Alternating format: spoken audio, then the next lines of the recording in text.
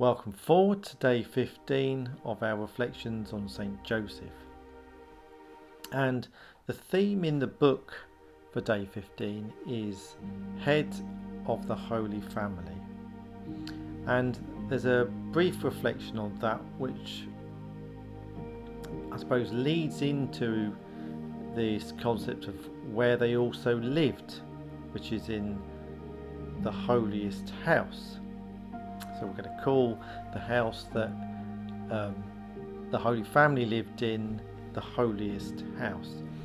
So there's a reflection on that, and if I ask you the question, where is the holiest house, what would you say? Well, I would have said Nazareth, but apparently it's not there. It's in Loreto. So the theme talks about how did this house get from Nazareth to Loreto, and it's the story in the book, and that's the main reflection for today.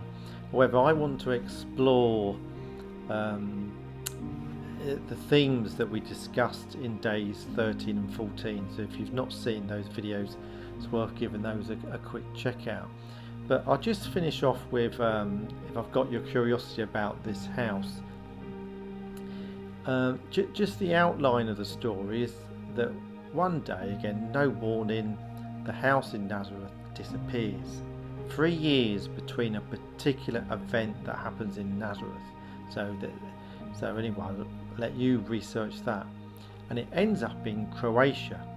And after a period of time, again, the people get used to it there, it just disappears, no warning, and ends up in Italy, and I think in a place called Pacino. And after a short period of time, because of some squabbles between two brothers about where it is on their land, it then disappears and reappears nearby in Loreto. And that's where it is today. So God willing, I'll be visiting the holiest house of the Holy Family at some point in the future, but please read and do some research on that story. I'm certainly going to, and I look forward to hopefully one day visiting it. So let's get back to themes 13 and 14. I just wanted to pick up on those very briefly because I suppose for me they've been quite challenging but very enlightening, again making me really think about St. Joseph and his role in a completely different light. So day 13, very briefly, we asked this question about what did God want Joseph to teach Jesus, and we said to love, which was just amazing. And then in the following day we've got another role of Joseph, which is to prepare Jesus and Mary for Calvary, which are just again mind-blowing thoughts. And we asked the question how, but didn't explore it.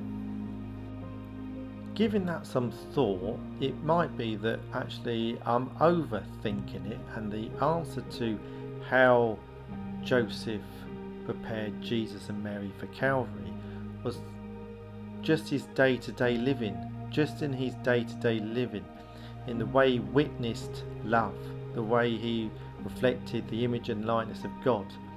And that again got me thinking about Mary, and possibly this concept of the fact that you've got Joseph potentially with one hand and Mary on the other hand, actually being mirror images of each other, particularly in terms of their virtues and how to love. And they would have been teaching Jesus that through just mirroring that love and those virtues, but they had something else in common. And again, a bit like a mirror image. When we meet Mary, she's listening to God and says yes. When we first meet Joseph, he's listening and says yes to God. And this concept of listening and loving, there's a connection there. And therefore that's what they were teaching, and particularly because we're focused on Joseph, that's what they would have been teaching Jesus. To love, yes, but to listen to God, to pray to God. and that link between loving and listening and praying to God is there. So God bless until tomorrow.